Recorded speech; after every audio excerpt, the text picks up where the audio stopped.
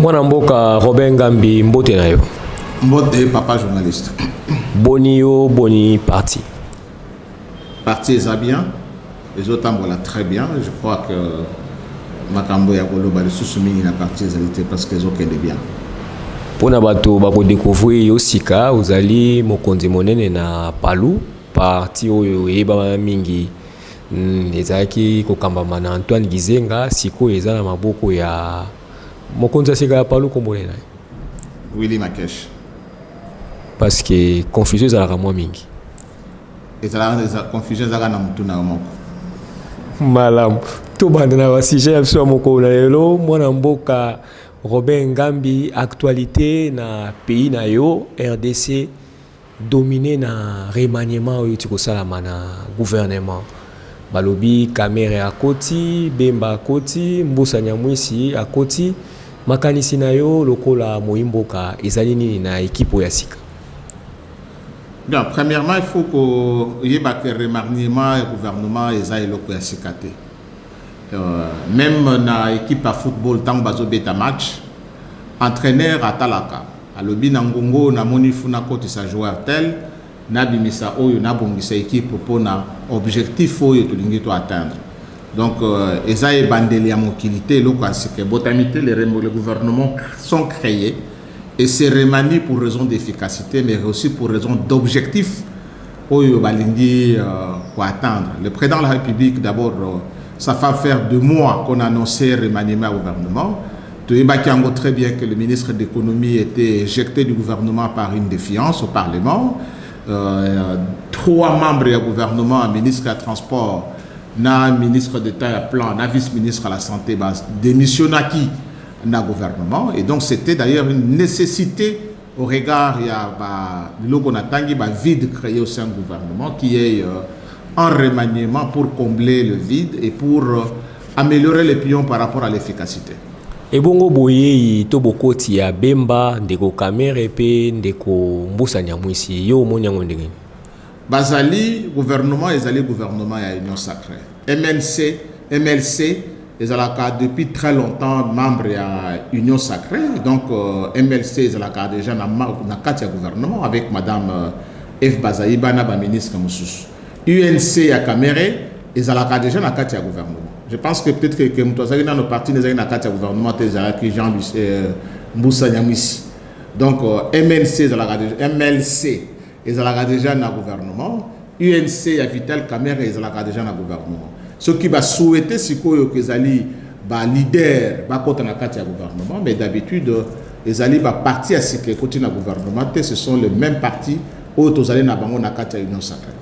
Mais comment na bato lokola Bemba Kamere bango moko ko décider ko kota bato belé ba ko mituna pona nini bango batindaka bato mais cette fois-ci ba décider bango moko balata ba Varese ba beta. Pour yo bien que ça na ba parti wana te en tant qu'analyste vous allez monter na maele et ko kozala nini chaque parti ezali na objectif mutunyo soit ça la politique il veut participer à la gestion et à la chose publique soit par la conquête du pouvoir lui-même soit dans le cadre de répartition des compétences au regard de la coalition gouvernementale constituée parti à Jean-Pierre Bemba il y a Kamere Palu ya Bissona UDPS na parti nyonso tozali na kati ya coalition au babengi Union Sacrée. Wana toyebi. Et donc comme tu décider naie akota yemoko abeta atinda mutu po abeta je pense que zali d'abord premièrement décision propre ma motivation interne il y a chaque parti na kokiko yeba yangote mais au regard que ce sont des partis membres de l'Union Sacrée c'est quel élément plus essentiel, si ils peuvent apporter mieux, pour de manière que toi atteindre président de la République, Félix Antoine Tshisekedi Tshilombo, a réalisé l'objectif du gouvernement, on applaudirait de demain. Nalingi comme un sensationnel, comme un petit atala croyant que Moutouye ça fait un gouvernement c'est en tout. Un gouvernement, c'est un environnement. Un gouvernement, ce sont des objectifs. Un gouvernement, donc, c'est le gouvernement n'est pas un individu. Mais au monde, même la population, qui ba kititalo ba laki bato aminene ba oki kozala kokota na gouvernement te bato ebele ba komona gouvernement eza lokola na niveau na bango te bango baza ba présidentiable ba kende komitia na sima ya Sama Lukonde yo komona débat wana ndenge nini. Mais d'abord muto asala la politique pour akota na gouvernement non. Muto asala la politique pour créer parti politique pour binono suppose la président. Babi bango baza ba présidentiable. Ça, ce sont des illusions, ça, ce sont des illusions, pamba. Ce sont des citoyens congolais qui décident d'apporter leur expérience, leur concurrence, leur personnalité na bango pour obtenir un objectif par rapport au Congo. Le reste, le gouvernement est une institution à péter. Être vice-premier ministre dans un pays, au moment où poste mogo ya pamba ya tchanana. Les caméras ratent cause la présidence, c'est-à-dire. Mais quand on rate ce cause la présidence, on récupère la substitution, c'est quoi? Ce aux président, c'était la substitution à président de l'année. Pourquoi c'est la belle élection? Est-ce que substitution est la belle élection? Ceux qui ont un foufou à Goliath, on le sauter. Il y a bazangi foufou, hein? Ce aux président, caméra qui a désisté à Pessi Tshisekedi. Tshisekedi, tant qu'on a commis déjà président, comme président Mibale. Bemba a décidé de soutenir la candidature à Tshisekedi, à Félix Antoine Tshisekedi en 2023. Vous avez deux candidats pour la République. C'est-à-dire que Azangi Kolia Foufou, Kola Foufou, Topesi Fachu Béton, Bemba Olia Loso. Donc, Bakiti Talote pour la. Bakiti Talote, nous sommes Congo. L'objectif, c'est le Congo. Yo, mon angolo Kola, ce qui t'attend, ça signifie quoi? C'est le Congo pour lequel on travaille. Ce qui Congo, l'obi bitumbesili, économie à Congo et Bongi. Parce que comme Kolia Mbalamisa Tumine, Mboke Bongi. Et que cela Kolobake, non, à Kititalo. Pour bato belé ba ozo référence balobi Katumbi tongo ba présenter qui est primature à boya qui le komi partout ba koloba ke Katumbi azali moto monene ya boya ki biloko wana aza homme d'état bango ba sopani bango Katumbi tongo ba proposer gouverneur ya boya. Il n'a jamais été gouverneur. Vous avez déjà vu Jean-Pierre Bemba gouverneur. Au Cameroun gouverneur. Entre celui qui a accepté d'être gouverneur et celui qui a accepté d'être vice-premier ministre. Nani akita.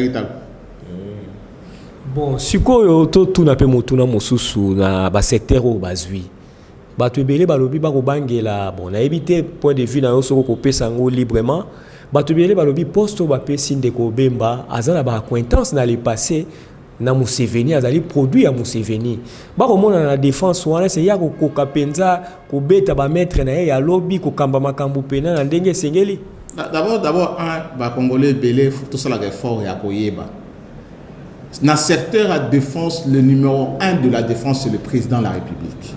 Le ministre exécute la politique du président de la République. Donc, comme ça, le Premier ministre devient le commandant suprême des forces armées. Le ministre, qu'il soit Premier ministre, il n'est pas le commandant suprême des chefs de forces armées. Le commandant suprême des forces armées de la police nationale, dans le cas d'espèce aujourd'hui, s'appelle Félix Antoine Tshisekedi Tshilombo. Le reste sont des exécutants. Comment on présente un ministre, un vice-premier ministre comme si il devient le commandant suprême des forces armées? Il va être au-dessus du chef de l'État pour signer les accords de défense, engager la République. Non, il exécutera la politique du président de la République. Il peut apporter ses conseils, il peut apporter son expertise, il peut apporter son expérience, mais à la politique du président de la République qui est le garant, le commandant suprême des forces armées. Ce qui est passé dans Ouganda pour aller quand Maboko Yoweri Museveni. Tobe tango kara. Mutunyon soit là qui n'a passé na ye. Ce qui gaga moi sinon tala va passer na yo. Peut-être aux là qui déjà les kango ya tata moi sina bangwa linga balote. Oui, Zamboka, hein? Mais c'est tout le monde a un passé. Mais tout le monde a un passé.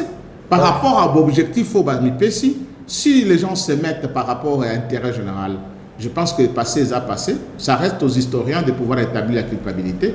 Mais aujourd'hui, tout à la on ne doit pas commencer trop à commenter le gouvernement dans le Salim Salati. Tous les dans nos cas de Kokamere, Batubele balobi bako bangela ye, balobi azalaki na problème na justice, azalaki na kokota na ba détail té. Les alamingi ko banda ko betali solo ya ndako ya baninga, iloko maîtriser bien té, on banda betali solo ya ba caméra. Ce sont des membres du gouvernement, ce sont des ministres du gouvernement. Attendons voir. Je vous ai dit, dans l'histoire, il y a quelqu'un qui était un sécessionniste. Il s'appelait Moïse Tshombe. Mais en 1964, il devient premier ministre du gouvernement central. Les gens ont tiré conclusion que Moïse Tshombe était beaucoup plus unitariste avec concentration du pouvoir qu'un fédéraliste sécessionniste. Donc la réalité ne sera pas la même. Les contextes changent, l'environnement change et les objectifs changent. Total Abango, Babeta, Balba, continue à terrain.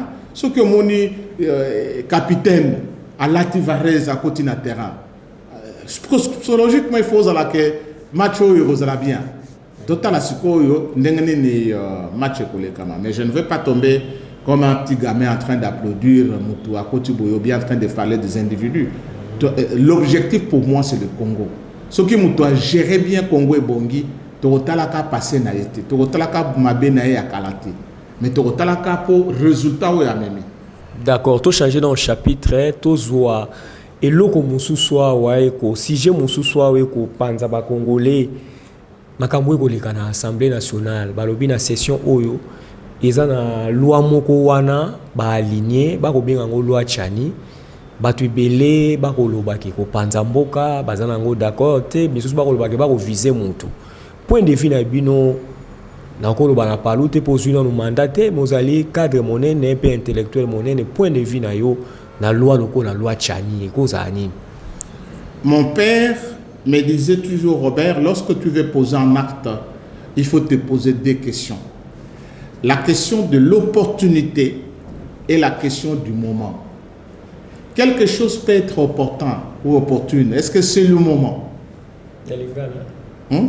Il faut mettre na kamita est-ce que ça ngonga nango? Est-ce que ça na tina? Ce que memoni et l'autre koki kozala na tina, mais est-ce que ça ngonga? Okoki kozala na ngonga nango, est-ce que ça na tina? Ozo ngolo bani. Na lingi koloba boye est que totikali na mikolo mike pour tokende na élection. Je crois que ce qui calendrier est respecté, c'est au mois de juin que tokende déjà pour déposer ma candidature. Pour le président de la République, Ezali na mois de août, je crois, depuis la candidature pour la présidence de la République. Est-ce que vraiment c'est important les lots que tout bandako lobela modification et la constitution? Tozong la débat, il y a modification, il y a la loi électorale. Parce que dans comprendre les questions à opposer en gros, c'est comme si on veut créer une loi. Non. Ce qui questionne les alliés côté la maponami. Pose à la candidat, il faut être des pères et des mères congolais. Ça veut dire qu'il faut tout toucher la constitution de la République. Donc, les loi c'est une proposition portant amendement de la révision constitutionnelle. Il faut la proposition portant révision de la loi électorale. Loi électorale, tu vas Zelango, qui ko réviser à peine la session passée. Est-ce que tu faut que la sous le lot qu'on réviser loi électorale, qu'on réviser constitution à quelques mois il y a dépôt la candidature? Vous pensez que c'est propre? Les vraiment latina. Les lots, tous ont un débat sur la révision constitutionnelle. Parce que l'eau lobby, la candidat, ça ne relève pas tout simplement de la loi. C'est aussi constitutionnel. Pour la participer tant loi ils ont un projet pour la révision de la constitution. C'est une loi qui ne peut pas aller seule. Loi n'a pour ce qui proposition pour essayer, il faut d'abord réviser la constitution. Est-ce que je me pose la question, c'est opportun par qu'est-ce que la République gagne dans le délai qui nous reste pour parler de la révision de la constitution aujourd'hui? La République va gagner quoi? Balobi sécurité pour mon paya, Kotate, Akabamboka. La sécurité de la République ne peut pas se faire après les élections. Vous pensez vraiment que nécessité, il y a Bissot Kobanda pour réviser la constitution à 2 mois, ou dans plein processus électoral? Et ça vraiment que tout le sécurisé pendant au même moment que le pays est en guerre, au même moment que le pays est sous l'état de couvre, comment on appelle, l'état de siège. Et nous allons débattre, faire le débat sur la révision constitutionnelle. Mais ils ont déjà aligné. C'est là qui est déjà aligné une fois, non? Ce n'est pas la première fois. Et la réponse du Parlement était claire que c'est là qui non conforme à la Constitution. Ce qui est que ce n'est pas, il faut dire aux gens que ce n'est pas une loi, il faut reviser la Constitution. Il faut reviser la loi électorale pour introduire cette incise. Donc, ceux qui ne comprennent pas, vous êtes d'accord, on a un modèle, mais ce n'est pas le moment. Ce n'est pas le moment. Quand un pays est en guerre, on cherche beaucoup plus à se souder que de faire des débats. Un débat sur la révision constitutionnelle aujourd'hui. D'abord, la Constitution elle-même refuse qu'elle soit révisée pendant le temps de siège. Non, il y a des discussions sentimentales, mais moi je suis rationnel. Il peut y avoir un moment, une de telles dispositions peut être importante, mais il faut trouver le moment. C'est pourquoi je vous dis l'impératif de l'opportunité du moment. Ce qui est plus important. D'accord. Au lobelipe ma kambo ya élection, to simba yango nano, mwana mboka Robert Ngambi, et comme ko lobama, tu peux pas commencer la proposition to ba schéma, yozo croire kaka na élection ou ti ko lobangwa. Mais ba to ebele ba kondima na bango sur élection te. Bazo kozwa soubassement ba propos mingi oyo ndeko oazana seni de nika dima ko tenir ici et là. Par exemple ko loba ke ba pia ka embongo sousouté, par exemple ko loba on peut faire l'élection sans les qui voter. Alors, par-ci par-là, dans l'état-major, il y a opposition. Comme il y a l'élection salamité, transition sans Félix Tshisekedi. Bino yoyi intellectuel, P4 monnaie n'a pas lou. C'est du déjà entendu. Vous pensez que c'est du déjà entendu.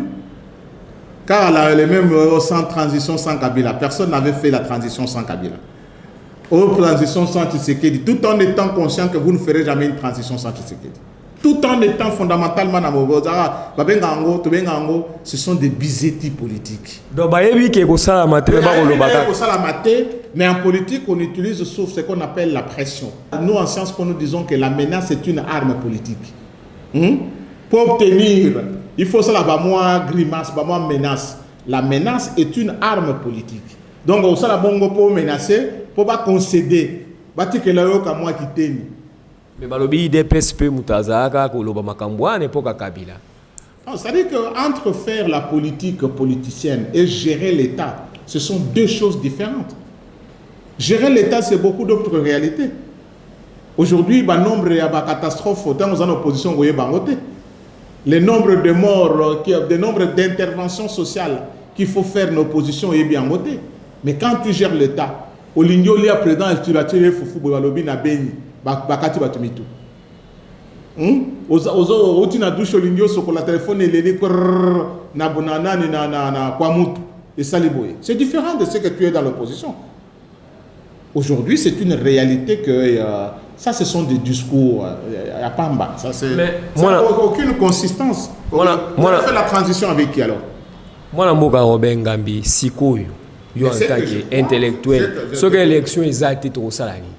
Non, ce que l'élection est exacte, c'est une évidence que le président de la République, dans toutes les républiques, on arrivera à une ouverture, un petit dialogue politique pour déterminer la gestion en transition et vous allez en la période. Ça, c'est une évidence. Mais moi, je suis Robert Ngambi, je suis la prime, il y a bateau, basali musala mabe, bo pesi bango prime, muto organiser élection te.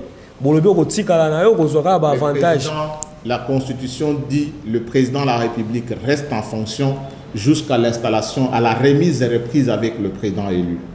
D'abord, ça c'est un élément constitutionnel. Deuxième, il n'y a pas eu mauvaise volonté manifeste, avérée de ne pas dire nous n'organisons pas les élections. Mauvaise volonté.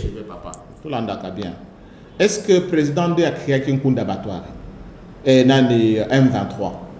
Est-ce que le gouvernement et les Bakina Rwanda qui venaient nous agresser pour organiser l'élection? Les Congolais sont en face des évidences. Est-ce que Badef Nalou qui coupe les têtes de vos frères chaque matin, chaque soir, vous pensez que ça ce ne sont pas des évidences? Je ne suis même pas encore là. Je crois que d'ici la fin du mois de l'année, les choses vont s'arranger. la fin de la guerre va s'annoncer et les élections seront organisées. Mais dans l'hypothèse la plus absolue que l'élection islamique, ça ne sera pas la fin du monde. On en a déjà vécu l'expérience. Le Congo continuera à vivre et le Congo trouvera une voie consensuelle pour pouvoir amorcer la transition. Mais moi, je suis Robert Ngambi, olobi volonté mamabe et talisamité na ba yeba ko kamba ke balinga élection te. Mais na ko pesa yo exemple tango mokonzi ya senia ko lobake ba pesa ka mbongo te. Eza acte moko ezali délibéré. Boko pesa mutu mbongo te boko c'est l'élection ko sala ngona magie. Master, camarade, mabengo master, camarade. Ce qui aux en face, il y a deux réalités. Nako bomanyoka, nako somba lipa, nandako. Balingi ba ponare urgence ces années. Bomanyoka. Ah non. Nako boma M23. Nako kende ko somba ba papier duplicataire. En termes de priorité, la Banque centrale ba ofutane.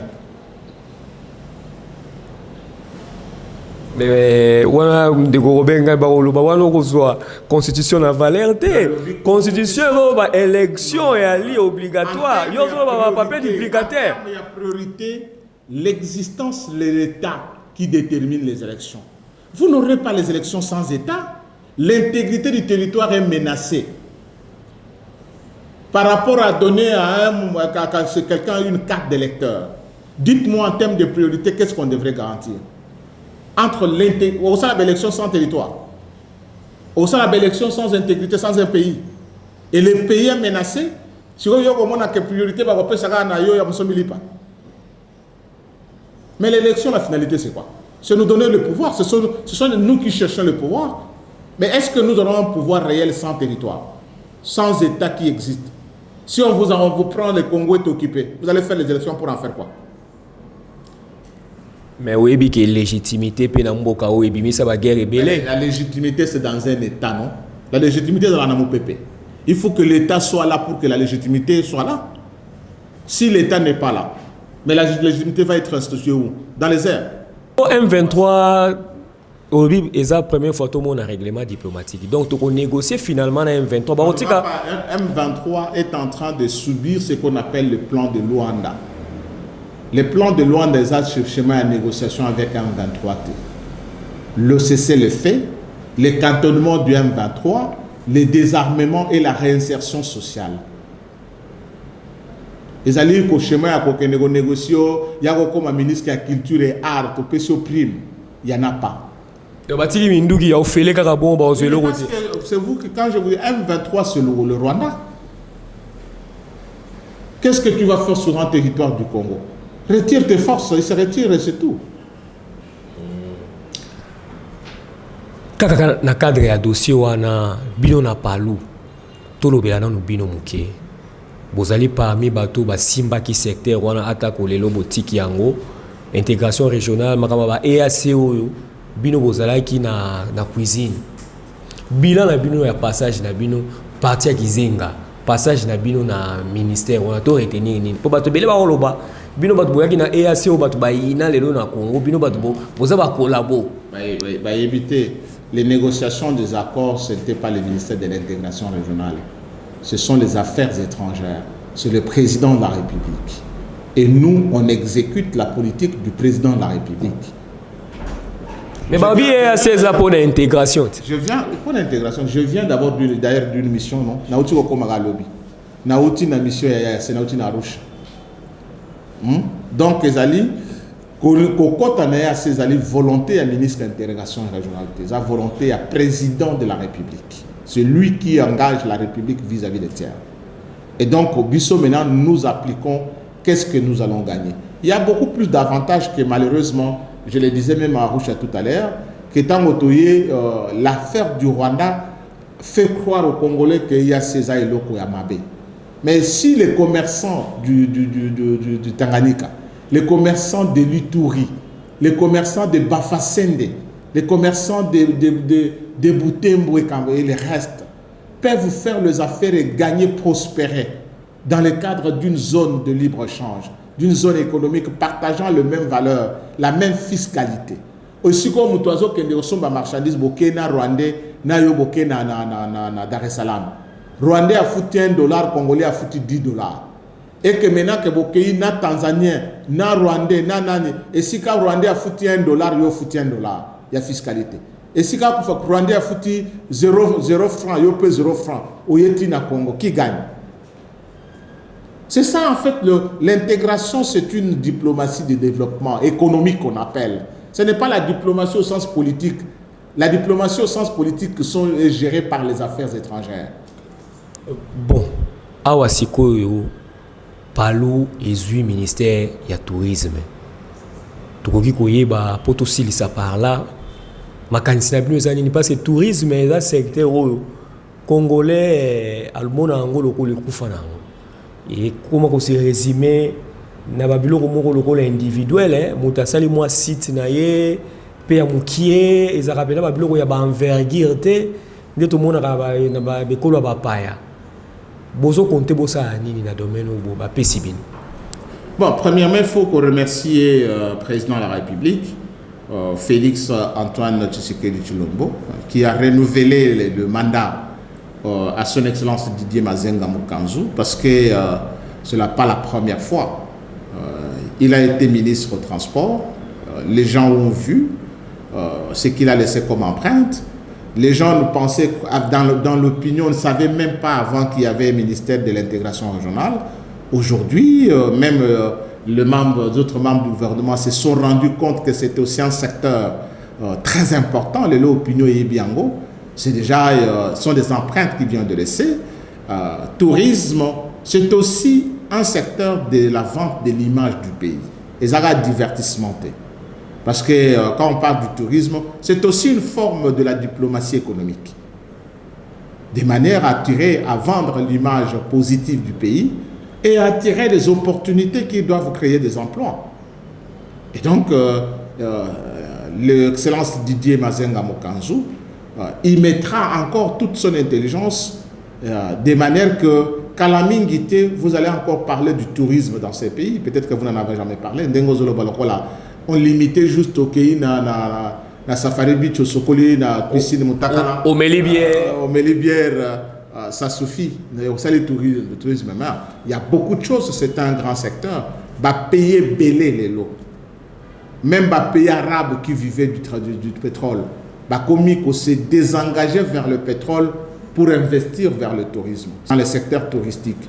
Prends les pays comme l'Égypte, les pays comme le Maroc, les pays comme le Kenya.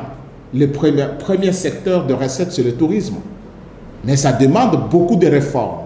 Et le ministre Didier Mazenga va réellement apporter des réformes dans le secteur du tourisme, de manière que le Congo joue son rôle dans la paix. Si la paix revient, je pense que le Congo peut faire un miracle touristique au regard de sa faune, au regard de la flore que nous avons, l'environnement, le paysage que nous avons, toutes les opportunités que nous avons. Le pays peut faire de millions. C'est question maintenant d'apporter des réformes, d'apporter de bien vendre l'image du pays. Et l'homme de Kissalu Nantwala, que le président de la République a renouvelé la confiance, Didier Mazenga Mokanzu, donnons-lui la chance et le temps de pouvoir étudier les secteurs et apporter des réformes voulues de manière que demain, le Congo ne soit pas qu'un pays du cobalt et du coltan, mais que le Congo mobilise également les recettes par le tourisme pour créer des emplois pour les jeunes. Moi, Mboka Robert Ngambi, merci. Merci beaucoup, Ndeko journaliste.